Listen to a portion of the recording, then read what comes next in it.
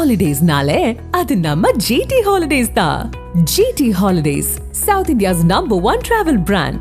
You know you are special when you're with GT Holidays. Sivaraj Medical Colleges, Siddha, Homeopathy, Naturopathy and Yoga. Government fixed fees only. Contact 98427 21500. உங்களின் இல்லங்களையும் வாழ்வையும் இனிதே ஒளிமயமாக்கிட GT ராயலின் தீப்பெட்டிகள். தரமானது, பாதுகாப்பானது.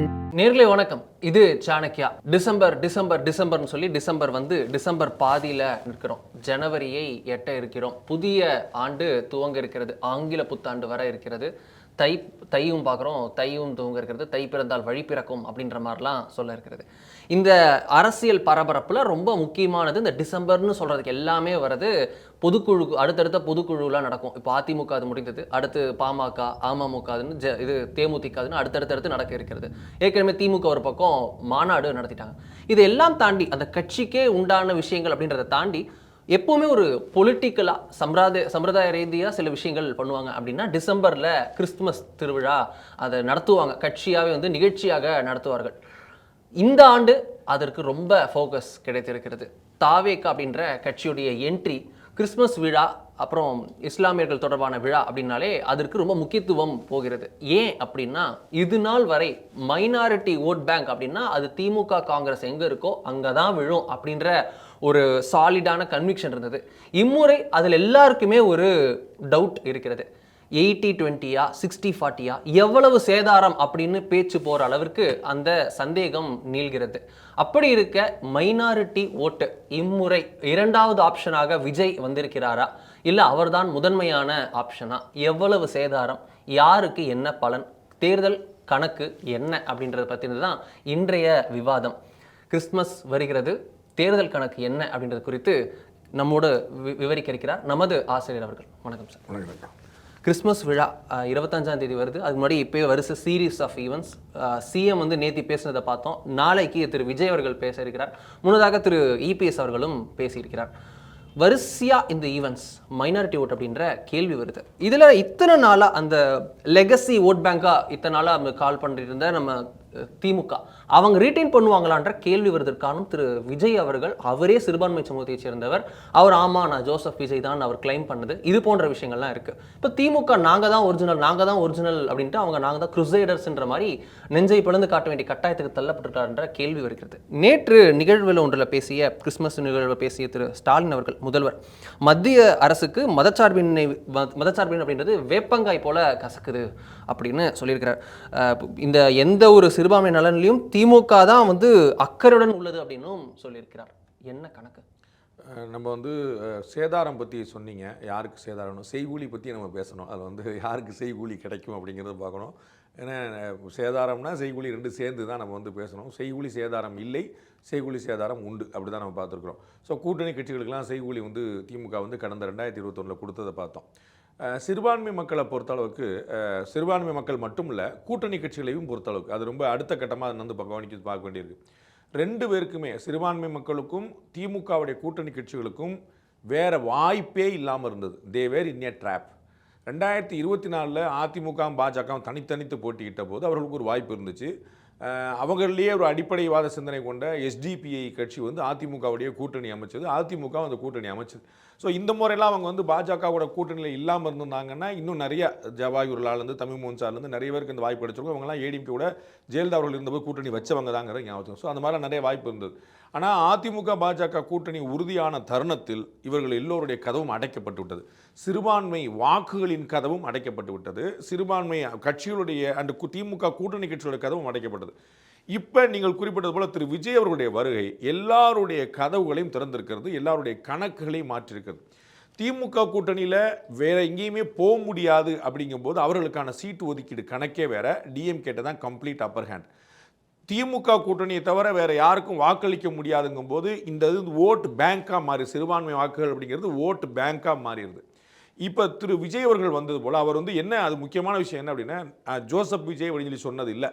ஆமாம் நான் Joseph Vijay தான் சொன்னது. அந்த ஜோசப் விஜய்ங்கிற பேரில் லெட்டர் ஹெட்டில் போட்டபோது அப்போ என்னென்னா, சிறுபான்மை மக்களுக்கு ஆதரவு தரக்கூடிய திமுக ஒரு ப்ராக்சி.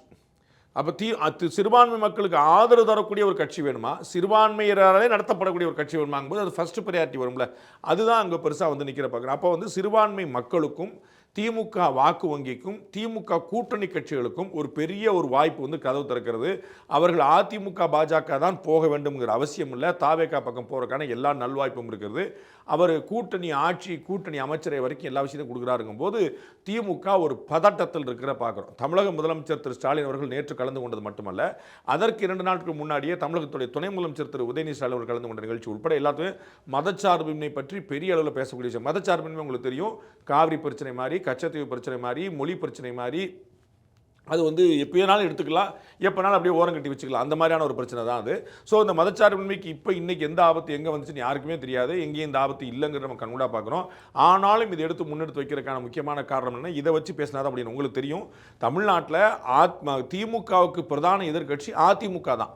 ஆனால் அவர்கள் ரொம்ப கவனமாக அதிமுகவை எதிர்ப்பதே இல்லை. ஏன்னா அதிமுக எதிர்க்கிறதுக்கு ஒன்றும் இல்லை. அதிமுக பற்றி ஏதாவது விமர்சனம் பண்ணிங்கன்னா 4 வருஷம் நீங்கள் ஆட்சியில் இருந்தீங்களே, நீங்கள் என்ன செஞ்சீங்கன்னு கேள்வி வந்துடும். அதனால் இல்லாத பூச்சாண்டியை காட்டி பேய் இருக்குது, அந்த பாரி சொல்வார்ல, அந்த குளத்தில் இருக்கிறது பார், இந்த மரத்தில் இருக்கிறது பார் அப்படின்னு சொல்லி அந்த மாதிரி வந்து பேய் பிசாசு பூச்சாண்டியை காட்டி பிஜேபி வந்துடும், மதச்சார்பின்மை போயிடும், எல்லாமே பாடாயிருங்கிற மாதிரி வந்து வளர்ந்து கொண்டிருக்கக்கூடிய ஒரு கட்சியை வந்து பிரதான எதிரி போல முன்னிறுத்தக்கூடிய தன்மை பார்க்குறோம். அதுதான் சிறுபான்மை கூட்டங்கள் அவர்களுடைய பேச்சுக்கான ஒரு முக்கியமான காரணமாக இருக்குது. இதில் வந்து மதத்தை தூண்டி அரசியல் பிளவு செய்து அரசியல் செய்கிறார்கள் அப்படின்னு ஸ்டாலின் அவர்கள் விமர்சித்திருக்கிறார்.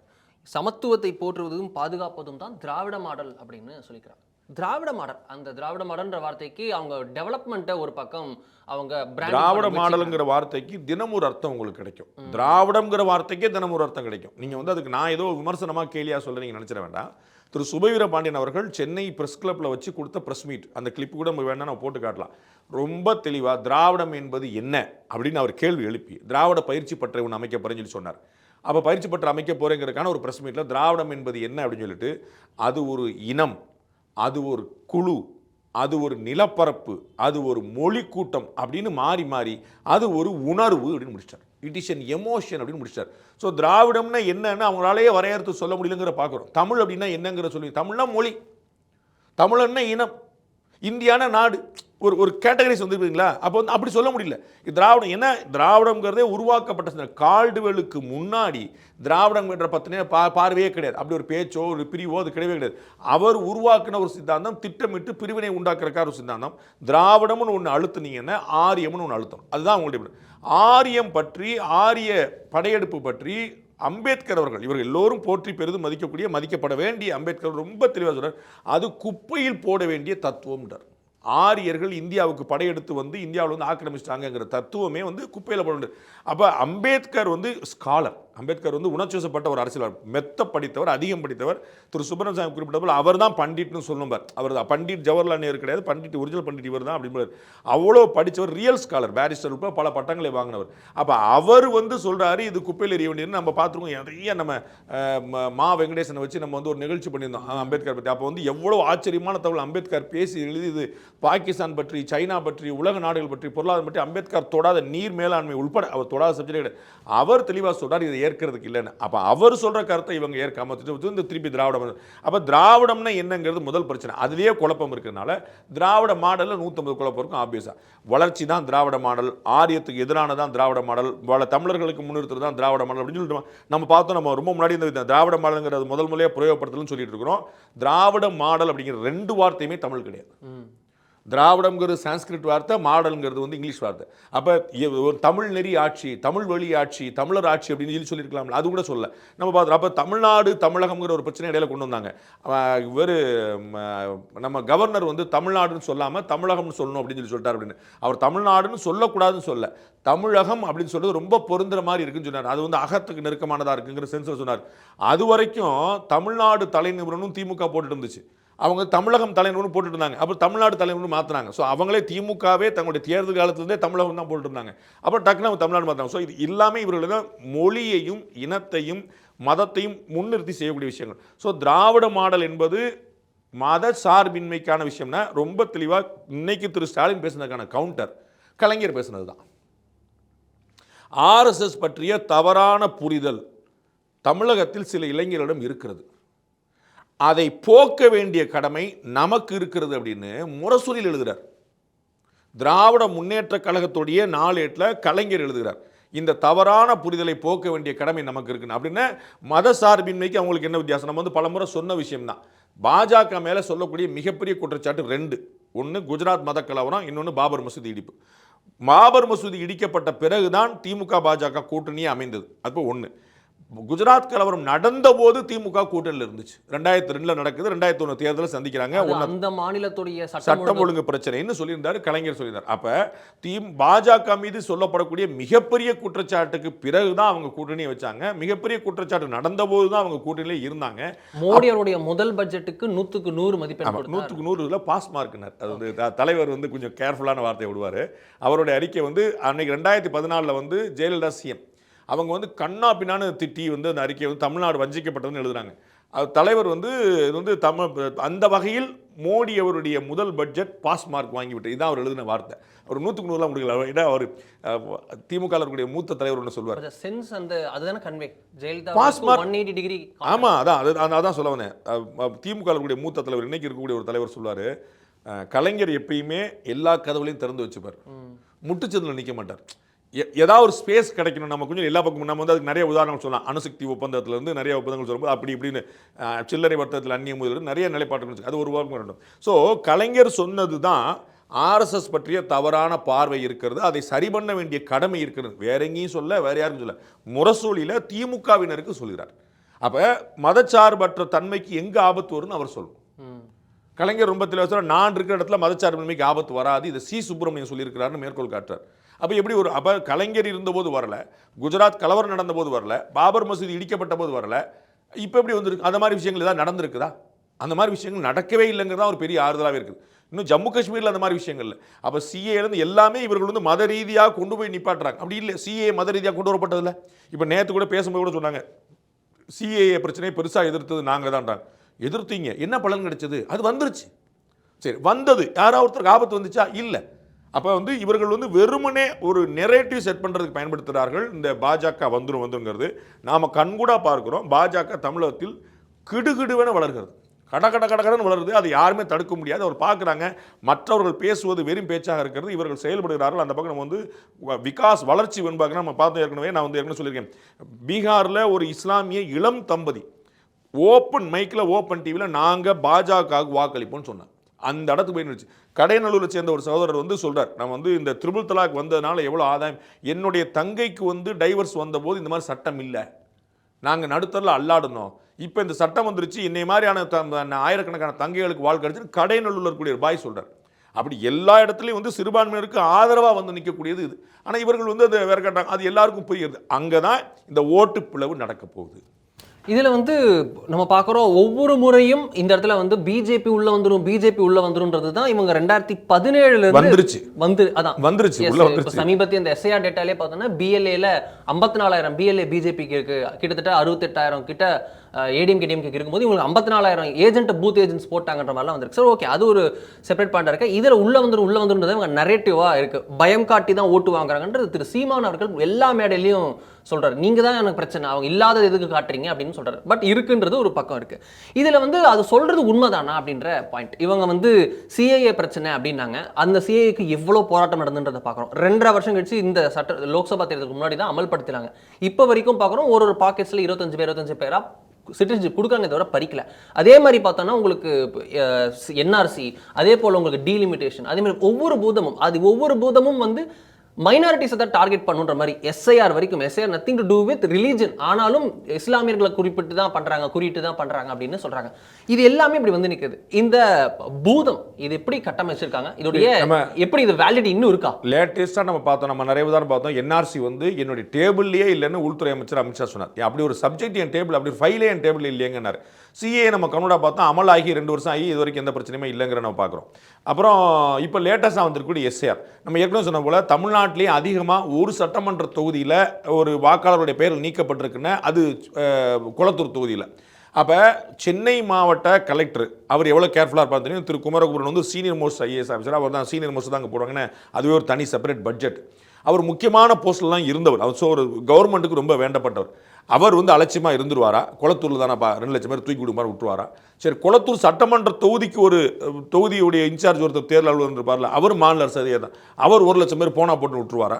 செகண்ட் அதிகமான தொகுதி வந்து சேப்பாக்கம் திருவள்ளிக்கணி, ரெண்டுமே சின்ன தொகுதி. ஆக்சுவலாக குளத்தூரும் சின்ன தொகுதி, தமிழ்நாட்டில் இருக்கக்கூடிய மிக சின்ன தொகுதியில் ஒரு டாப் 10 வச்சிங்கன்னா இந்த 2 தொகுதியுமே வந்துடும், ரொம்ப கம்மியான தொகுதிகளில். அப்புறம் அங்கே வந்து அதிகமாக கிட்டத்தட்ட 87,000 கூட 90,000 பேர் கிட்ட வந்து அங்கேயும் நீக்கப்பட்டு. அப்போ அவர்களுக்கு தெரியாதா? அப்போ மாநில அரசு அதிகாரிகள் நடத்தியது விவிவிஐபி தொகுதின்னு தெரிஞ்சது, அவர்கள் கூடுதல் கவனம் செலுத்தக்கூடிய அங்கே இருக்கக்கூடிய அதிகாரிகள் திமுக தலைமையுடைய தமிழக அரசுடைய அன்பை பெற்றவர்கள். அப்போ எப்படி இது நடக்கும்? அப்போ தப்பு நடக்கலன்னு அவங்க ஒத்துக்கிடுவாங்கல்ல. சரி, தப்பு நடந்துருச்சு, நான் வேற ஒரு பேட்டில் சொல்லுவேன், தப்பு நடந்துச்சு, அவங்கள சஸ்பெண்ட் பண்ணுங்கன்ற. 38 மாவட்ட கலெக்டர் மாற்றுங்க. நீங்கள் எப்படி 97 லட்சம் வாக்காளர்கள், கிட்டத்தட்ட 1 கோடி வாக்காளர் பேரை எப்படி நீக்குவீங்க? அதை வந்து துண்டா தூக்கி விடுங்க, அதிகாரிகளை பண்ணுங்க. அப்போ வந்து இவ்வளோ கவனக்குறைவாக இருந்தது நீங்கள் தான். தமிழ்நாட்டில் 1 கோடி பேர் வந்து திரு பி சிதம்பரம் சொல்ல போகிறாரு, மன்ரேகா திட்டம் வந்து மாற்றப்பட்டதில் second time Mahatma Gandhi killed for second time அப்படின்ற. அது மாதிரி வந்து தமிழர்களை நீங்கள் வந்து 2வது முறை கொண்டுட்டீங்க, 97 லட்சம் தமிழர்கள் கொண்டுட்டீங்கன்னு சொல்லிட்டு ஆக்ஷன் எடுங்க. ஏதாவது ஒன்று தான் உண்மை இருக்கணும். ஒன்று, பெயர்கள் தவறாக நீக்கப்பட்டிருக்கணும், இல்லை பெயர்கள் சரியாக நீக்கப்பட்டிருக்கணும். பெயர்கள் சரியாக நீக்கப்பட்டிருந்துச்சா நீங்கள் எதிர்த்தது தப்பாயிருச்சு, பெயர்கள் தவறாக நீக்கப்பட்டிருந்தா அவங்க நடவடிக்கை எடுங்கன்ற. ஏன் சத்தமே காணும்? அப்போ இது எல்லாமே இல்லாத ஒன்றை இருப்பது போல காட்டி அதை தொடர்ந்து சொல்லி திமுகவுடைய தோழமை இயக்கங்கள் பூரா சொல்லி, திமுகவுடைய தலைவர்கள் பூரா சொல்லி, அதை ஊடகங்கள் பூரா பெரிதாக்கி யார் ஒருத்தரும் கிராஸ் கொஸ்டின் கேட்கறது கிடையாது. அப்படியாங்க இது எப்படிங்கன்னு எங்கேயுமே பதில் கேள்வி கேட்க கிடையாது. அப்படி பதில் கேள்வியே கேட்காம இருக்கிற மூலமா யாரோ பார்க்கக்கூடிய 4 பேருக்கு வந்து ஆமான்னு அவங்களுக்கு என்ன தெரியுறது இல்லை அப்படின்னா, இந்த சோகால்டு ஊடகங்கள் மட்டுமே வந்து இல்லை, எல்லா மக்களுக்கு வந்து இப்போ அவர்களே ஜேர்னலிஸ்டாக மாறிட்டாங்க. சிட்டிசன் ஜேர்னலிசம் சொல்லிச்சுட்டு அவர்களே ஜேர்னலிஸ்ட் ஆகிட்டாங்க, அவங்களே ஏஐ உள்பட பல விஷயங்கள் தேடி பார்க்குறாங்க. ஸோ உண்மை கண் முன்னாடி 1 நிமிஷத்தில் வந்துடுது. அப்போ வந்து இது நீங்கள் குறிப்பிட்ட போல வெறும் இல்லாத பூதம், பயங்காற்ற பூதமே தவிர உண்மையான விஷயம் இல்லை, வெறும் நெரேட்டிவ் தாங்கிறது மக்களுக்கு தெரியுது. எகெயின் அதனால தான் அந்த ஓட்டு பிளவு நடக்குது. ஒவ்வொரு இதுலேயும் இந்த நரேட்டிவ் அப்படின்னு சொல்லும் போது இந்த சிஏஏலேருந்து இதெல்லாம் முன்னாடி இருக்க இந்த காலகட்டத்தில் பார்க்க லாஸ்ட் ஒரு 6-7 மாதத்தில் மட்டும் பார்த்தோம்னா எஸ்ஐஆர் டீலிமிட்டேஷன் கூப்பிட்டு நீட்டுக்கு லெட்டர் எழுதுறது, பல மாநில முதல்வர்களை அழைப்பது, இது போல ஒரு ஒருங்கிணைப்பு செய்வது, ரூபா நோட்டுக்கு வந்து ரூன்னு எழுதுறது, இது போல நரேட்டிவ் சென்டர் வர்சஸ் இதுனே வைக்கிறாங்க அப்படின்ற ஒரு குற்றச்சாட்டு இருக்கிறது. வந்து இடையில சொல்லி உங்களுடைய கேள்வி நீங்கள் நினைவு வச்சுக்கோங்க, மறந்துட வேண்டாம். அது இடையில மட்டும் இந்த ரூபா நோட்டை ரூன்னு சொன்னதில் இருக்குல்ல, அது வந்து ஆங்கில எழுத்தும் வடமொழி எழுத்தும் சேர்ந்து இருக்கிற மாதிரி ஒரு அமைக்கப்பட்டது. அதற்கான ஒரு முழு உருவம் கிடையாது, புது உருவம். அதுக்கு அதை உருவாக்கியது ஒரு தமிழர், அந்த சிம்பலை உருவாக்கிய ஒரு தமிழர். இன்னும் சொல்ல போனால் திமுக முன்னாள் எம்எல்ஏவோட மகன் அந்த ரூபாய் நோட்டு சிம்பலை உருவாக்கி இன்னைக்கு வந்து உலகம் முழுக்க அதை பயன்படுத்தக்கூடிய அந்த சிம்பலை உருவாக்கிய ஒரு தமிழர், திராவிட முன்னேற்ற கழக சட்டமன்ற உறுப்பினர், முன்னாள் சட்டமன்ற உறுப்பினருடைய மகன். அதை நீங்கள் போட மாட்டேன்னு சொல்லி நீங்கள் ரூன்னு போட சொன்னீங்கன்னா அது யாருக்கு பெருமை அப்படிங்கிறது எனக்கு ஒன்றும் புரியவில்லை. ப்ளீஸ். எஸ் சார், அதில் வந்து வந்த வரைக்கும் எல்லாமே பார்த்தோம் அப்படின்னா சென்டர் வர்சஸ் அஸ் அப்படின்ற அவர் இப்போ கூட சொல்லிக்கிறார், இது 2000 வருஷத்துக்கான யுத்தம், இதில் இன்னைக்கு தோத்துட மாட்டோம் அப்படின்னு முதல்வர் ஸ்டாலின் பேசியிருக்கிறார். இந்த 2000 வருஷத்துக்கான யுத்தங்கள்லாம் அவனுக்கு குறுக்க போந்துக்கிறேன். அதை தான் கவர்னர் ரொம்ப தெளிவாக சொன்னார். நான் அங்கங்கே ட்ராவல் பண்ணும்போது பார்த்தேன், தமிழ்நாடு வெல்லும், தமிழ்நாடு தலை நிமிரும் சொல்லி போட்டிருக்காங்க. தமிழ்நாடு போராடும், தமிழ்நாடு வெல்லும், இதான் வந்து சொல்லணும். தமிழ்நாடு யார் கூட போராடுது, யாரை கூட வெல்ல போகுது, யாரோட போராடுறதுக்கு அங்கே ஸ்பேஷியல், யார் எதிர போராடுறா? சிஎம் வந்து 2000 வருஷ போராட்டம் அப்படின்றார். அது திருப்பி எகைன் இந்த ஆரிய திராவிட தத்துவம் தான் இருக்க முடியும். ஆரிய திராவிடங்கிற தத்துவமே 2000 வருஷம் பழசு கிடையாது. முதல்ல அது தத்துவமே கால்டுவலுக்கு பிறகானது, 200-300 வருடங்களுக்கு உள்ளானது. அப்போ 2000 வருஷத்துக்கு அங்கே வேலையே கிடையாது. 2000 வருஷத்துக்கு முன்னாடி தமிழர்களுடைய கடவுள் யார் அப்படின்னு நம்ம சொல்கிறோமோ அவர் தான் இந்திய கடவுளாக இருக்கார். வருணனை பற்றி, இந்திரனை பற்றி, முருகனை பற்றி, துர்க்கையை பற்றி, சிவனை பற்றி, மாலை பற்றி தொல்காப்பியத்திலேருந்து திருக்குறள்லேருந்து இருக்குது. திருக்குறள் நமது பெருமைன்னு சொல்கிறோம். திருக்குறளில் வந்து திருமால் பற்றி, ஸ்ரீதேவி பற்றி, சொர்க்கம் பற்றி, வைகுண்டம் பற்றி, சிவன் பற்றி அவ்வளோ இருக்குது. தொல்காப்பியத்தில் பேரை சொல்லியே இருக்குது. அப்போ இவங்க யாரை வந்து அண்ணன் சீமான் வந்து மால் எங்களுடைய தமிழ் கடவுள்னு சொல்லிட்டார், முருகன் எங்களுடைய தமிழ் கடவுள்னு சொல்லிட்டார். இவர்களுக்கெல்லாம் முருகன் ஓகேவா இருக்கும், பிள்ளையார் ஓகேவா இருக்காது, சிவன் ஓகேவா இருக்கும், மால் ஓகேவா இருக்காது. அது என்ன கணக்குன்னு தெரியல. இப்போ மால்லே வந்து கண்ணன் ஓகே, ராமன் ஓகே கிடைங்கிற வந்திருக்காங்க. அதான் கொஞ்சமாக பார்த்தீங்கன்னா முன்னாடி வந்து எங்களுக்கு வந்து பிள்ளையார் எங்கள் ஆள் கிடையாது, முருகன் மட்டும்தான். அப்புறம் சிவன் எங்களுடைய ஆள், அப்புறம் வந்து பார்வதி எங்களுடைய ஆள், அப்புறம் வந்து மால் எங்களுடைய ஆள், மாலில் வந்து கிருஷ்ணன் எங்களுடைய ஆள், ராமன் எங்களுடைய ஆள். இப்படி வந்து எல்லாமே நம்முடைய ஆள்னு சொல்லி சந்தோஷம், அதுதான் நமக்கு வேணும். எல்லாரும் எங்களுடைய தெய்வங்கள்னு நாம் கொண்டாடணும், அவங்க கொண்டாடணும். அப்படி தென்னாடுடைய சிவன் நம்ம சொல்கிற மாதிரி அவங்க வந்து பம்போல் அப்படின்னு அவங்க சொல்லட்டும், சந்தோஷம். அப்படி உரிமை கொண்டாடல வரக்கூடிய போட்டி. அப்போ இந்த 2000 வருஷம் மோதல்ங்கிறது ஆரிய திராவிடம் சம்பந்தப்பட்டது. ஆரிய திராவிடங்கிற வார்த்தையே 300 வருஷத்துக்கு உட்பட்டது. ஆரிய திராவிடம் ஏற்கத்தக்கது அல்ல அப்படின்னு அம்பேத்கர் சொன்னது. இவங்க எதை குறிப்பிடுறாங்கன்னு யாருக்குமே தெரியல. 2000 வருஷத்தில் 1000 வருஷம் அந்நியராட்சி, 800 years of Mughal, 200 years. அப்போ நீங்கள் என்ன சொல்வீங்க? அப்போ ஒருவேளை அப்படி சொன்னால் கூட அவங்க யார் இன்னைக்கு தமிழ்நாடு நம்பர் 1 இருக்குதுன்னு ஒரு விஷயத்தில் சொன்னாங்கன்னா யார் கிரெடிட் எடுப்பா? திமுக ஆட்சியின் விளைவாக அப்படின்னு சொல்லுவாங்களா இல்லையா? தமிழ்நாடு அரசை விமர்சிக்கிறாங்கன்னு அதிமுகன்னு சொல்லுவோம், திமுகவை நாளடி போச்சுன்னு சொல்லும்ல. அப்போ விமர்சனத்துக்கும் பாராட்டுக்கும் பொறுப்பேற்க வேண்டியது அரசு. அப்போ 2000 வருஷங்கிற ஒரு குற்றச்சாட்டு இருந்துச்சுன்னா 1000 வருஷம் அதில் நீங்கள் மதமாக பார்த்தீங்கன்னா இஸ்லாமியர்கள், கிறிஸ்தவர்கள், நீங்கள் ஒரு ரெண்டு பேருமே அந்நியர்கள்னு வச்சுக்கோங்க, அங்கேருந்து வந்தவங்கன்னு வச்சுக்கோங்க, இந்தியர்கள் கிடையாது. மதமாக பார்த்தா அப்படி. அப்போ யாரை குற்றம் சொல்கிறார்? இஸ்லாமியர் கிறிஸ்தவ மதத்துடைய விழாவுக்கு போயிட்டு கிறிஸ்தவர்களையும் இஸ்லாமியர்களையும் குற்றம் சொல்கிறாரான்னு யோசிக்கணும். உங்களுக்கு 2000 வருஷம் மோசமான நிலைமை இருந்துச்சுன்னு அதில் 1000 வருஷம் யாருடைய ஆட்சி இருந்துச்சு? அப்போ யோசிக்கணும். அப்போ இது வந்து வெறும்னே, அதாவது எந்த விதமான ஃபேக்ட்ஸும் இல்லாமல், ஒரு தரவுகளோடு இல்லாமல் நிறைய முறை சொல்லப்பட்டு அதுதான் உண்மையாக இருக்கும், செஞ்சாலும் செஞ்சிருப்பான்னு சொல்லுவாங்கல்ல, அந்த மாதிரி. இப்போ வந்து ஒரு பேச்சுக்கு வந்து யாரோ ஒரு எம்எல்ஏ பேரை சொல்கிறேன், பேரை சொல்லி அவர் வந்து ஒரு 50 லட்ச ரூபா ஆட்டை போட்டார் சார்னு சொன்னால் நீங்கள் அதெல்லாம் சார் அப்படிலாம் சொல்லாங்க சார் சொல்ல மாட்டீங்க. சார் நமக்கு தெரிஞ்சது அவ்வளோதான் சார் நீங்கள் உங்களுக்கு புரியல. அப்போ அரசியல்வாதிகள் வந்து காசு அடிச்சிருப்பாங்கன்னு எல்லோரும் நம்புவார்கள், உத்தமமான அரசியல்வாதிகள் இருந்தாலும் கூட. அது போல் இந்த மாதிரி வந்து ஒன்று கிளம்பி விடுது. நம்ம வந்து ஆரிய திராவிடம் எல்லாம் நம்புவாங்க, இருந்தாலும் இருக்குங்க அப்படின்ட்டு. அந்த கணக்கு தான், வேற ஒன்றுமே கிடையாது. இதில் கூட ஒரு ஆடட் பாயிண்ட் என்னன்னா, கார்த்திக் வந்து கார்த்திகேயன்றதெல்லாம் இருக்குது, அதெல்லாம் வந்து முருகர் வந்து தமிழ் கடவுள் அப்படின்னு எக்ஸ்க்ளூசிவிட்டி ட்ரை பண்ணி இது பண்ணும்போது, இப்போ சமீபத்தில் சிஎஸ்கேயோட ஆக்ஷன் இதில் பார்த்தோன்னா ராஜஸ்தானை சேர்ந்த கார்த்திக் சர்மான்ற பையனை எடுத்திருக்காங்க. So it's added on point. இதில் வந்து கேட்கணுன்றது, இவங்க சென்டர் வர்சஸ் அஸ்ன்னு வைக்கிற தியரி, இது இத்தனை நாள் வைக்கிறதுக்கும் இப்பொழுது இவர்கள் வைக்கிறதுக்கும் ஒரு விக்ரஸ் வந்து தெரியுது. நான் தான் இவங்களை விடமாட்டேன் அப்படின்னு நீங்கள் கூட சொல்லியிருந்தீங்க. திமுகவிற்கு அரசியல் எதிரி பாஜக கிடையவே கிடையாது, அந்த கொள்கை எதிரி லிஸ்ட்டில் தான் வருவாங்க. அவங்களுக்கு நேரடியாக நிற்கிறது அதிமுக பிஜேபி, திமுக காங்கிரஸ்ன்றதா களம். இப்படி இருக்கிறதுல திமுக வர்சஸ் பிஜேபின்னு பிஜேபியை பிரதானமாக காட்டி ஓட்டுகளை வசீகரப்படுத்துறாங்கன்றது, இது அதிமுகவினால் வந்ததா இல்லை தாவேகாவின் எழுச்சினால் வந்ததா? இங்கே தான் பாயிண்ட். இடையில நீங்கள் கேட்டனால இன்னொரு இடைச்சலும் சொல்லிடுறேன். கார்த்திக் சர்மா மட்டும் இல்லை, ஹிருத்திக் ரோஷன் யாருன்னு நீங்கள் அப்புறம் கேட்டு பாருங்க. இந்த திரிபுகள் இருக்கு இல்லையா, ஒவ்வொரு வார்த்தையும் ஒவ்வொரு சொல்லு மாறி மாறி. அந்த ஹிருத்திக்குங்கிறதும் அங்கே தான். ஹர்திக் பாண்டியா யாருன்னு கேளுங்க. அந்த கார்த்தி தான் ஹிருதி, கார்த்தி தான் ஹர்தி, கார்த்தி தான் மாறி மாறி வந்துருக்கும். நம்ம ஊரில் ஒரு பேர் மாறி வரும், அதை மாதிரி ஒவ்வொரு பேர் இப்படி மாறி மாறி வந்தது தான். இல்லை ஸ்கந்தர் தான் கந்தர், உங்களுக்கு புரியுங்களா? கந்தன்னா ஸ்கந்தன் தான், ரெண்டுமே. அப்போ ஒரு எழுத்து இங்கே மாறும், ஒரு எழுத்து அங்கே சேர்ப்பாங்க, இப்படி தான் உள்ளது ஃபுல்லாக அப்படி தான். அவர் எல்லாமே அந்த ஒரு கிருத்திகை நட்சத்திரத்தை உள்ளப்படுத்தி தான். அது கிருத்திகை, கார்த்திகை. கார்த்திக் சர்மா வேற பிராமணர், ராஜஸ்தான் பிராமணர். நீங்கள் அடுத்த பஞ்சாயத்து கூட்டி விட்டீங்களா? ஸோ அங்கே நம்ம கவனிக்க வேண்டியது அவர் என்ன சமூகம்ங்கிறது இல்லை, அவருடைய பேர் என்ன. இவர்கள் வந்து எக்ஸ்க்ளூசிவிட்டி சொல்லும் போது சொல்கிறேன், அதான் சொல்ல. இப்போ இங்கே வந்து கவனிக்க வேண்டியது அந்த கிருத்திகைங்கிறதுல உருவானது கார்த்திகை. அப்போ கிருத்திகை நட்சத்திரம் காமன், அதுதான் ஹிருத்திக்கு, அதுதான் ஹர்த்திக்கு, அதுதான் கார்த்திக்கு, அதுதான் கார்த்திகன், எல்லாமே அதுதான். முழுக்க முருகன் வழிபாடு. வேர் சொல் வந்து அதுதான். எட்டிமாலஜியில் நீங்கள் பார்த்தீங்கன்னா எல்லாமே ஒன்றா நிற்குங்கிறது ரொம்ப இயல்பான பாயிண்ட். ஸோ அங்கே தான் கணக்கு தான். அதிமுக தான் இதுக்கு பிரதான காரணம், இவர்களுடைய அச்சத்துக்கு. ஆனால் சில டைம் வந்து நமக்கு நிரந்தரமாக பழகின சில எதிரிகளை ஹேண்டில் பண்ணிக்கலாங்கிற தைரியம் எனக்கு தெரியும். நம்ம வந்து நீங்கள் கிரிக்கெட் அடிக்கடி நீங்கள் பண்ணுவீங்கனால சில பவுலர், சில பேட்ஸ்மேனுடைய ட்ரிக் வந்து எதிராளுக்கு தெரியும். திடீர்னு ஒரு புது பவுலர் ஒன்று கிரியேட் ஆவார், ஒரு புது பேட்ஸ்மேன் எமர்ஜ் ஆவார். இப்போ அவங்களுடைய ட்ராக் ரெக்கார்டு தெரியாது, பின்னாடி இருந்து கோச் கொடுக்குறவங்க இருப்பாங்கல்ல, அவங்க சொல்லுவாங்க இவர் வந்து ஆஃப் சைடில் வீக்கு, இவர் லெக் சைடில் வீக்கு, இவர் ஸ்பின்னுக்கு வேறு, இவர் பேஸுக்கு வருவான்னு சொல்லி சொல்லுவாங்க. அவருடைய பலம் பலவீனங்களாம் அனலைஸ் பண்ணி சொல்லுவாங்க. அதை மாதிரி ஏடிஎம்கேயோட பலம் பலவீனம் டிஎம்கேக்கு தெரியும், டிஎம்கேயோட பலம் பலவீனம் ஏடிஎம்கேக்கு தெரியும். ஆனால் டிவிகேவுடைய பலம் பலவீனம் யாருக்கும் தெரியாது. அவர்களுடைய பலம் என்று சிலர் நினைப்பதும் பலமாக இல்லாமல் இருக்கலாம், அவருடைய பலவீனம் என்று பலன் நினைப்பதும் பலவீனமாக இல்லாமல் இருக்கலாம். ஏன்னா அது புது பிளே. ஸோ ஒரு அன்டெஸ்டட் அப்படிங்கும் போது அதுக்கு வந்து ஒரு பயப்பட வேண்டிய விஷயம் தான். ஆனால் அவர் சாதிப்பாரா இல்லையாலாம் தெரியாது, அந்த தெரியாதுங்கிறது தான் சஸ்பென்ஸ்.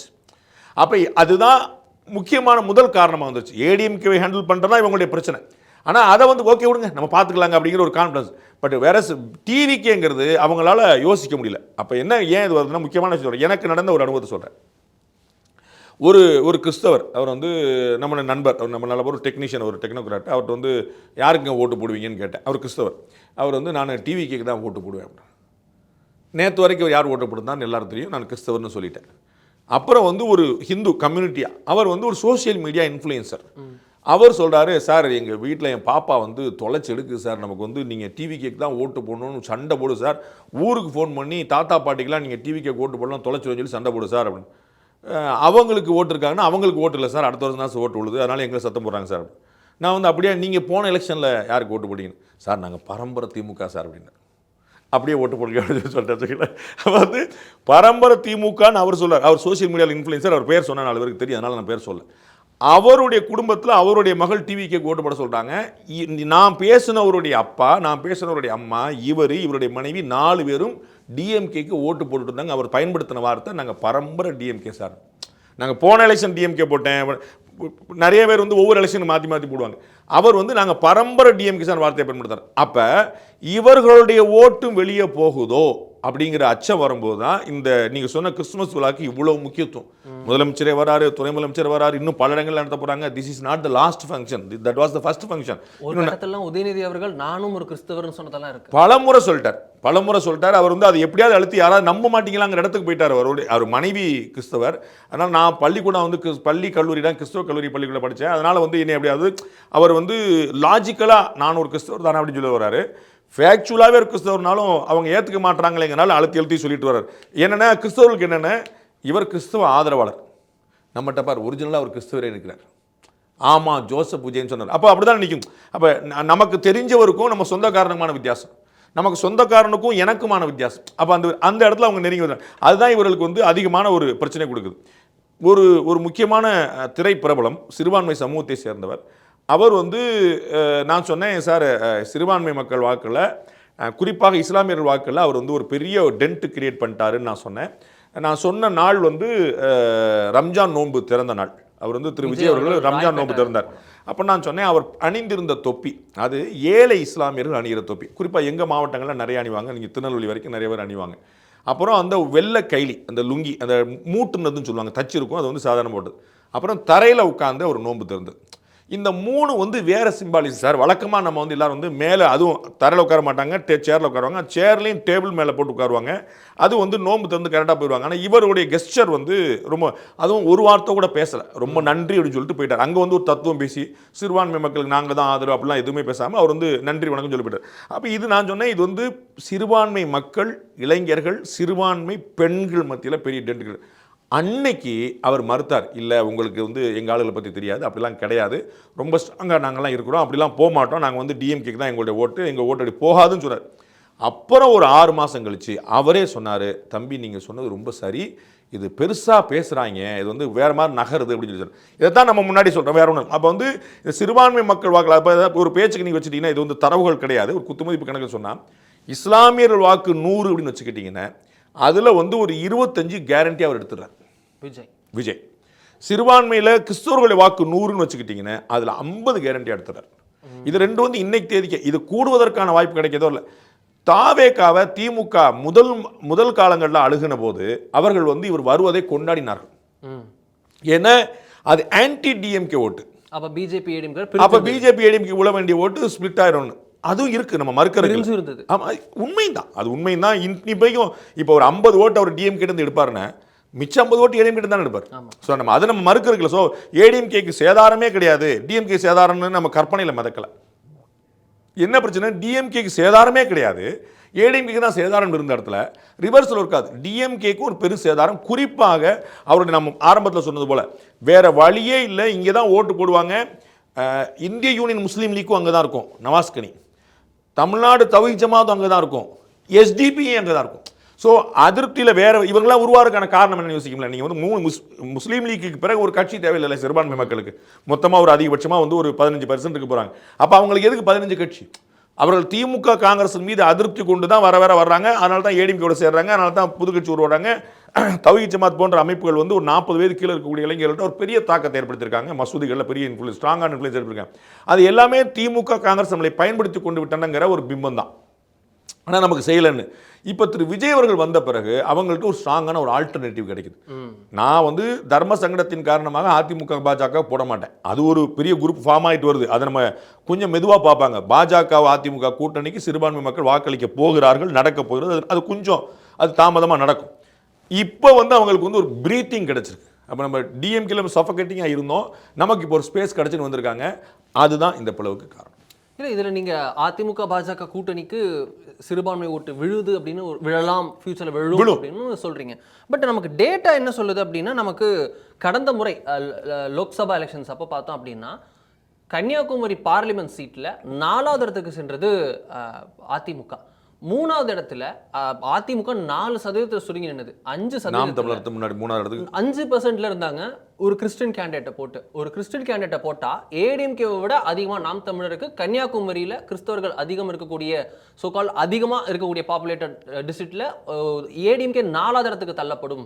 அதாவது நாம் தமிழர் முந்தும் அப்படின்ற பாயிண்ட் வரும் அப்படின்னா, அதே தூத்துக்குடியில் அப்படி தான் இருந்திருக்கு. தூத்துக்குடியில் 15% அதிமுக இருந்திருக்கு, 12% தமிழ் மாநில காங்கிரஸ், 12% வந்து நாம் தமிழர் இருந்திருக்காங்க.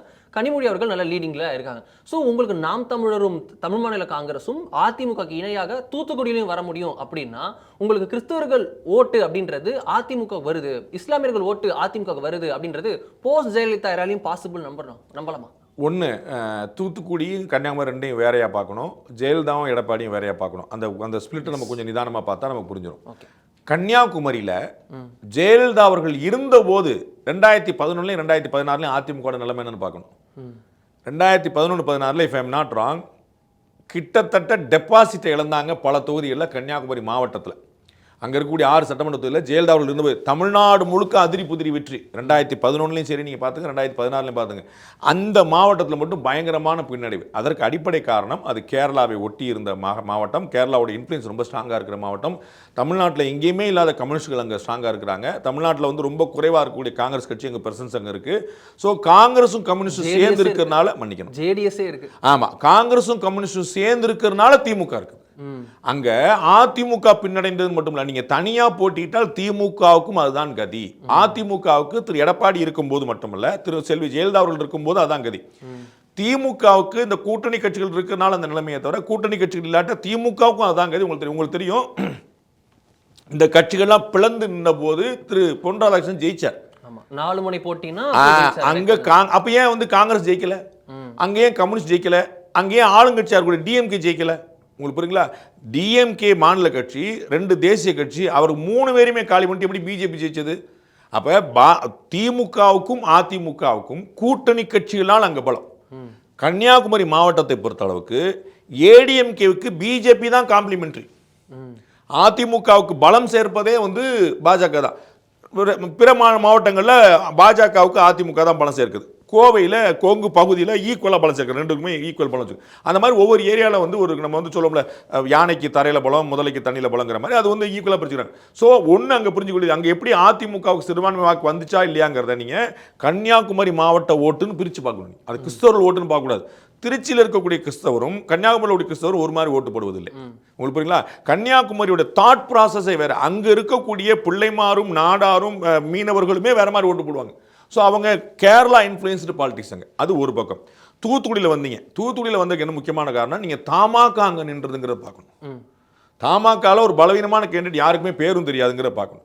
அந்த இடத்துல அதிமுக நின்றிருந்தாலோ, அந்த இடத்துல தாமரை சின்னம் நின்றிருந்தாலோ இப்படி வந்திருக்காதுங்க நீங்க பார்க்கணும். அப்ப அதிமுகவே 15 தான், தமிழ் மாநில காங்கிரஸ் 12%. அதான் சொல்ல, நீங்க வந்து 2ஆ பிரிஞ்சதுங்கிற நீங்க பார்க்கணும். 2ஆ பிரிஞ்சு அதிமுக பாஜக 2ஆ தனியா வந்துருச்சு.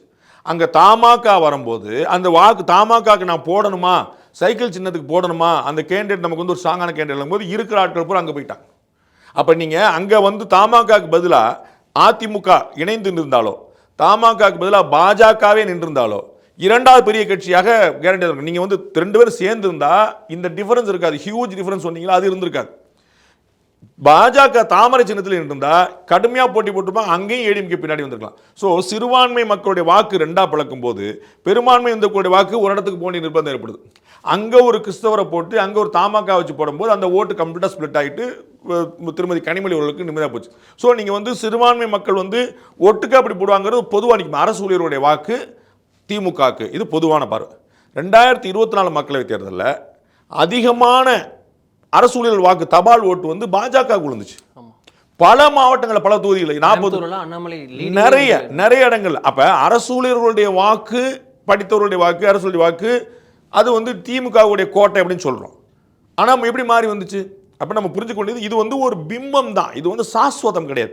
அதுபோல் சிறுபான்மையோட மக்கள் வாக்கு டிஎம்கேக்கு தான், அது நம்ம மறுக்கிறதுல. ஆனால் சிறுபான்மை மக்கள் வாக்கு இப்போ வேற ஒரு ஆப்ஷன் ஓப்பன் ஆயிடுச்சு.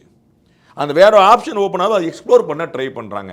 நம்மை இந்த கட்சிகள் பயன்படுத்தி கொண்டன, நமக்கு எதுவும் செய்யவில்லை அப்படின்னு அவங்களுக்கு. இப்போ சிறுபான்மை மக்களுக்கு ஆதரவாக இந்த கட்சிகள்லாம் இருக்கிறாங்க. ஓகே, 370 தடுக்க முடிஞ்சதா? இல்லை. சிஏஏ தடுக்க முடிஞ்சதா? இல்லை. ராமர் கோயிலை தடுக்க முடிஞ்சதா? இல்லை. பொது சிவில் சட்டத்தை தடுக்க முடியுமா? முடியாது. அப்போ இவர்கள் போய் ஓட்டு வர போட்டுருக்காங்க, அது வேறு தனி. என்ஐஏல திருத்தம் போட்டு அப்புறம் அதுக்கு ஒரு வருத்தம் தெரிவித்து அது நாங்கள் எதுக்காக போட்டோம் சொல்லி எல்லாம் போட்டு வந்தாங்க. நம்ம வந்து அது வந்து நரேந்திர மோடி ஆட்சியில் கொண்டு வரப்பட்ட திருத்தத்துக்கு, பாஜக ஆட்சியில் கொண்டு வரப்பட்ட திருத்தத்துக்கு ஆதரவாக திமுக வாக்களிச்சதுங்கிற வரலாறு.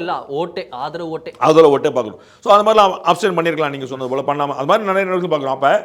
அப்போ தெளிவான தெரியும் சிறுபான்மை மக்கள் நினைக்கிறாங்க 370 தடுக்கல, என்ஐஏக்கு ஆதரவாக ஓட்டு போட்டாங்க, என்ஆர்சி வந்து தடுக்க முடியாது, ட்ரிபிள் தலாக் தடுக்க முடியல, பாபர் மசூதி தடுக்க முடியல, எதையுமே தடுக்க முடியல. அப்போ இவர்கள் சொல்கிறார்கள் நமக்கு ஆதரவாக இல்லைங்கிற ஒரு கவலை அவர்களுக்கு வந்தது. முதல்ல சொன்ன போல வேறு வாய்ப்பு இல்லாமல் அங்கே இருந்தாங்க.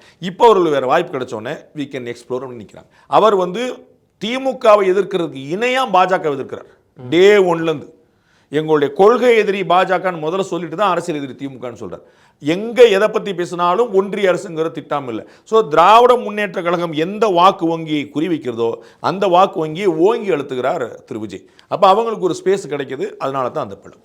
ஃபைனல் கொஸ்டின் சார், இதில் வந்து திரு விஜய் அவர்கள் சென்ட்ரிக்காக ஒன்று கேட்கணும் அப்படின்னா, விஜய் அவர்கள் வந்து மைனாரிட்டி ஓட்டை பிளக்குகிறார் அப்படின்றத தாண்டி அவர் செய்யக்கூடிய நகர்வுகள், அவரே நீங்கள் சொன்னது போல் திமுகன்றது மைனாரிட்டி ஆதரவு, ஆனால் விஜய் அப்படின்றவர் மைனாரிட்டிலேருந்தே வந்திருக்காரு, ஸோ நம்மெல்லாம் சேர்ந்து அவர் ஓட்டு போடுவோம் அப்படின்னு ஒரு டாக் வந்திருக்கிறதும் அந்த பிம்பம் எழுந்திருப்பதும் விஜய் அவர்களுக்கு மைனஸ் இல்லையா? இல்லை இட்லி அது வந்து ஓவர் டூ வர மாதிரி ஆகுது. ஏன்னா திருச்சி கிழக்கு அவர் டார்கெட் பண்ணுறாரு. திருச்சி கிழக்கு பார்த்தோன்னா அங்கே இனிகோ விருதுராஜ் இப்போ இருக்காரு, இதுக்கு முன்னாடியும் பார்த்தோன்னா நிறைய கிறிஸ்தவ எம்எல்ஏக்கள் தான் இருந்திருக்காங்க. ஸோ அங்கே அதிக அவங்க மக்கள் இருக்காங்க, அதனால தான் அவரும் அங்கே போட்டிடுறாரு. தூத்துக்குடியில் போவார்னு ரூமர் வருது. இது போன்ற விஷயங்கள்லாம் ஓவர் டூ பண்ணி மைனாரிட்டி ஓட்டு கிடச்சிடும், மைனாரிட்டி ஓட்டு கிடைச்சுன்னு சொல்லி லிட்டரலி ஒரு மைனாரிட்டிக்குள்ள திரு விஜய் அவர்களை சுருக்கிறதுக்கான ஒரு இதாகவும் போய் நிற்கும். அதனால மெஜாரிட்டி ஓட்டு கிடைக்காம போயிடும் அப்படின்னு நம்ம சொல்ல முடியாது. அப்படி இல்லை. ஏன்னா அவர் வந்து புதுமுகங்கிறனால நாங்கள் ஏற்கனவே சொன்னது போல அவர் என்ன பிளே பண்ணுவார், எது வருங்கிறது ஒரு கேம் ஆடின பிறகு தான் நமக்கு தெரியும். அந்த பேட்ஸ்மேனுக்கான ஸ்ட்ரென்த் என்ன, அந்த பவுலருக்கான வீக்னஸ் என்னங்கிறது அவர் பால் போட்ட பிறகு தான் தெரியும். அவர் வந்து இப்போ சச்சின் டெண்டுல்கர் முதல் மேட்ச்சில் இறங்குறாரு, இப்போ ஃப்ரெண்ட்லி மேட்ச்லேயே 100 அடிக்கிறாரு. அப்போ எல்லாருக்கும் தெரிஞ்சது. அதற்கு முன்னாடி சச்சின் டெண்டுல்கர் யாருன்னு தெரியாது, இன்சமா முழுக்க வந்து அவருக்கு போட்டியாக இறக்குனாங்க. அவர் யாருங்கிறது இறங்கினா தானே தெரியும். அப்போ இவர் வந்து யாருங்கிறது தெரியாதுங்கிறனால இந்த பிம்பங்கள் இருக்கும். பட் அதனால வந்து அது வீணாக போயிடும், அது வராமல் போயிடும், அது நடக்காதுன்னு நம்ம சொல்ல முடியாது. நடக்கலாம், நடக்காமல் இருக்கலாம். திரு விஜய் அவர்கள் என்ன செய்வார், யார் ஓட்டை எடுப்பார், சிறுபான்மை ஓட்டுகள் மட்டும்தான் அவர் நான் அறிஞ்ச வகையில் வட மாவட்டங்களில் பெரிய தாக்கத்தை ஏற்படுத்துகிறார். பட்டியலின மக்கள் மத்தியில் பெரிய தாக்கத்தை ஏற்படுத்துகிறார். சிறுபான்மை மக்கள் மத்தியில் பெரிய தாக்கத்தை ஏற்படுத்தும். இதெல்லாம் வந்து ஒரு வெளியிலேருந்து கவனிக்கக்கூடிய விஷயம். நம்ம வந்து ஆதாரங்கள் இல்லை, we have to accept it. But வந்து வெளியில் தெரியுது. நம்ம வந்து ஏன் திருமாவளவன் பதட்டப்படுறாருன்னா, பட்டியலின மக்களுடைய பெரும் வாக்கு அங்கே போகுது, வட மாவட்ட மக்களுடைய பெரும் வாக்கு அங்கே போகுது. இப்போ இதெல்லாம் வந்து அவங்களுக்கு ஒரு அட்வான்டேஜாக நிற்கிது. அப்புறம் படித்தவர்கள் மத்தியிலையும் மோஸ்ட் அர்பன், அது வந்து நகர்ப்புறங்களில் வந்து பெருசாக இருக்குது. நம்ம வந்து சில சர்வேகள் நம்ம என்டார்ஸ் பண்ணல, பட் வந்து சில சர்வேகள் வந்து அவர் சொல்லக்கூடிய அந்த டிஎம்கேக்கும் டிவிகேக்கும் தான் போட்டிங்கிறத சென்னையில் சில தொகுதிகளில் சொல்கிறாங்க, மோஸ்ட் அர்பனைஸ்டு தொகுதிகளில் சொல்கிறாங்க. அப்போ வந்து சில கணிப்புகள் இருக்குன்னா மோஸ்ட் அர்பனைஸ்டு ஓட்டும் அங்கே போகுது, கிராமப்புறங்கள் ஓட்டு, நம்ம வட மாவட்ட ஓட்டுகள் போகுது. பட்டியல் யாரெல்லாம் சேஞ்சுக்கு வெயிட் பண்ணுறாங்களோ, யாரெல்லாம் கமலுக்கு முன்னாடி ஓட்டு போட்டாங்களோ அவங்க. எக்ஸாக்ட்லி வேளச்சேரியில் கமலஹாசனுடைய வாக்காளர் வேட்பாளர் யாருன்னு எனக்கு இப்போ மறந்து போச்சு. எனக்கு அவர்லாம் பயங்கரமாக ஆனார். ஒரு சிங்காநல்லூர்ல அவர் கமல் நிறைய கமல்ஹாசன் வாங்கினதை விட்டுருங்க, அது வந்து ஒரு மகேந்திரன் எடுத்தாரு. மகேந்திரனும் விட்டுருங்க, நீங்க லோக்கல். நான் சொல்றது வந்து உங்களுக்கு அவங்கெல்லாம் வந்து மகேந்திரன் போன பிறகு மானியமாவே போயிடுச்சு, மக்களுமே போயிடுச்சு. அதனால நான் வந்து ஒரு எக்ஸம்ஷன் கொடுக்குறேன். அவங்க உழைச்சிருக்கிறாங்க, கொஞ்சம் வேலை நடந்திருக்கு அப்படிங்கிற மாதிரி. நான் சொல்றது வேளச்சேரியிலையும் அண்ணா நகர்லையும் சென்னையில் வந்து பலர் கேண்டிடேட்டை யாரும் தெரியாது. ஒரு முன்னாள் ஐபிஎஸ் ஆஃபீஸர் அங்கே போட்டிட்டாரு, ஒரு சின்ன பொண்ணு போட்டிட்டாங்க, இந்த மாதிரி நிறைய இடத்துல போட்டிட்ட போது அவர்களுக்கெல்லாம் வந்து 15% 20% ஓட்டு விழுந்துச்சு படபடன். அப்போ வந்து அவங்க வந்து அந்த பிள்ளைக்காக அவர் அந்த ஆஃபீஸருக்காக போட்டல, ஒரு மாற்றத்துக்காக போட்டது. அப்போ அந்த மாற்றம் வேணுங்கிறவங்களும் அங்கே ஓட்டு போகிறாங்க. ஸோ எல்லா பக்கமாக இருக்குது. அப்போ அந்த சிறுபான்மை மக்களுடைய ஒரு வட்டத்தில் சுருங்குறாரோங்கிறது அவரை நீங்கள் சொல்ல முடியாது. அந்த ஓட்டு வந்து பேஸ், நம்ம ஓட்டு வங்கின்னு சொல்கிறோம்ல, டிஎம்கேக்கு வந்து சிறுபான்மை மக்கள் வாக்களிப்பாங்கன்னு நம்ம சொல்லியிருக்கோம். அது பார்க்க அப்போ சிறுபான்மை மக்கள் மட்டும் தான் வாக்களிக்கிறாங்களா? 40% போலிங் ஆகுது அவங்களுக்கு. அப்போ 40% சிறுபான்மை மக்கள் இருக்கிறாங்க இல்லை. டிஎம்கேக்கு சிறுபான்மை மக்கள்ங்கிறது ஓட் பேங்க், அதற்கு மேலே ஃபுல்லாக ஓவர்ஃப்ளோ. அந்த ஓட் பேங்கை இவர் வந்து அப்படியே கொள்ளையடிக்க பார்க்குறாரு. நம்ம வந்து வச்சுக்கிடுவோம், நமக்கான ஓட் பேங்கை மாற்றணும். அப்போ அதில் வந்து ஒரு எஃப்டி வந்து மாறுது. ஃபிக்ஸட் டெபாசிட் வந்து இங்கே இருந்து பூரா இங்கே அந்த பேங்க்குக்கு மாற்றுங்கன்னு கொஞ்சம் மாற்றுறாங்க. அதுதான் நடக்குது. பட் இதோட அதை சுருங்கிடுவாராங்கிறது இப்போ சொல்ல முடியாது. போக அதில் கொஞ்சம் அவர் கவனமாக இருக்கிறார். அவர் வந்து இப்போ திருப்பரங்குன்ற மாதிரியான விஷயங்கள்லாம் வாய் திறக்காமல் இருக்கார் பாருங்க. எந்த பக்கமும் தட்டிடக்கூடாது அப்படின்னு. ஒருவேளை அது இந்து சமூக குரூப்புகள்லாம் செய்கிறாங்க அப்படின்னு சொல்லியிருந்தாருன்னா சிறுபான்மை மக்கள் இன்னும் கூட ஓட்டு கிடச்சிருக்கும். ஆனால் இந்து மக்கள் ஒரு குரூப் வந்து ஐயோ என்னப்பா புதுசு அந்த பக்கம் போகிறாருன்னு அவர் சத்தம் காட்டாமல் இருக்கிற மூலமாக அதெல்லாம் அவர் எதிர்க்க மாட்டார் அப்படின்னு அந்த ஓட்டும் அப்படியே அங்கே போய் நிற்கும். அதுதான் அவருடைய டாக்டிக்ஸ். ஆணவ படுகொலையில் கமெண்ட் பண்ணுறது இல்லை. பட்டியலின வாக்குகள் அவருக்கு அதிகமாக போகுது, அப்போ கொடுக்கலாம். சிறுபான்மை மக்கள் அவருக்கு அதிகமாக போகுது, திருப்பரங்குன்றத்தில் கொடுக்கலாம். அதனால் மற்ற சமூகம் அல்லது இந்து மக்களுடைய ஓட்டு அது போயிடக்கூடாது. He is very very tactically handling it. Final question. நீங்கள் எப்பவுமே ஃபைனல் பெனல்டி மெட்ல இல்லை, டைரக்ட் ஃபைனல். நீங்கள் எப்பவுமே சொல்வீங்க தேர்தலில் வந்து திமுக காங்கிரஸ் போன்ற கட்சிகள்லாம் அட்வான்டேஜில் ஒரு 10-15% 20% ஆரம்பிப்பாங்க. மித்தவங்களாம் 0லேருந்து ஆரம்பிக்கிறாங்கன்னா இவங்க 20% அவங்களுக்குன்னு ரெடிமேடாக இருக்கும், என்ன பண்ணாலும் ஓட்டு விழுன்ற மாதிரி ஆரம்பிப்பாங்க அப்படின்னு. இந்த முறை அதே நிலைமை தான் இருக்கா? இல்லை, அதுதான் சொன்னேன். அது நம்ம வந்து ஏற்கனவே சொன்னதான், அது இல்லை. அதனால தான் அவருக்கு பதட்டமே. எவ்வளவு இருக்கும் அதெல்லாம் ரொம்ப யூகம். நம்ம வந்து ரிசல்ட் அவர்களுக்கு நான் சொன்னேன் சிறுபான்மை மக்களுடைய, அது என்னுடைய யூகம் தான். நான் மட்டும்தான் பொறுப்பெடுக்க முடியும், எந்த தரவும் என்கிட்ட கிடையாது. இஸ்லாமியர்கள் ஓட்டில் 125% கேரண்டியாக தாவேக்காக்கு போகுது. கிறிஸ்தவர்களுடைய ஓட்டில் 150% கேரண்டியாக போகுது. அதுதான் வந்து அதிகமாக இருக்குது. நான் வந்து வேற ஒரு உதாரணம் சொல்கிறேன். ஜேசிடி பிரபாகர் முன்னாள் எம்எல்ஏ, அவருடைய மகன் தாவேக்கால சேர்ந்திருக்கார். அவர் கிறிஸ்தவர். அப்போ அவர் என்ன பண்ணியிருப்பாருன்னு யோசிக்கணும். ஃபெலிக்ஸ் ஜெரால்டு நம்ம வந்து பத்திரிகையாளர், அவர் வந்து அவர் எந்த சூழ்நிலையும் ஏடிஎம்கே பிஜேபி ஆதரிக்க மாட்டார், நம்ம புரிஞ்சுக்கணும். உங்களுக்கு புரியுங்களா? அப்போ அவர் டிஎம்கேக்கு போயிருப்பார். டிஎம்கேவில் பாதிக்கப்படுறாருங்கிறது வேற விஷயம். டிஎம்கேக்கு தான் போயிருப்பார் ஃபார் வேரியஸ் ரீசன்ஸ் வந்து அங்கே ரிவர்ஸ். அப்போ அவர் அதிமுகவை தேர்ந்தெடுக்கலை, அவர் தாவேக்காவை தேர்ந்தெடுக்க. இதுதான் நான் சொல்ல வரேன். அப்போ இவர் சும்மா சிம்பாலிசம் நான் வந்து புரிவிக்கிறேன். அதாவது திமுக வேண்டும் என்று நினைப்பவர்களுக்கும் தாவேக்கா மாற்றா இருக்கிறது, திமுக வேண்டாம் என்று நினைப்பவர்களுக்கும் தாவேக்கா மாற்றா இருக்கு. அதுதான். அப்போ வந்து நீங்கள் வெறுமனே வந்து திமுக அதாவது ஆன்டி டிஎம்கே ஓட்டை மட்டும் எடுக்குது நீங்கள் ஆனந்தப்பட முடியாது, டிஎம்கே ஓட்டையும் எடுக்குதுங்கிறது தான் மெசேஜ். ரொம்ப நன்றி சார். என்ன நடக்குதுன்றதை பொறுத்து பார்ப்போம்.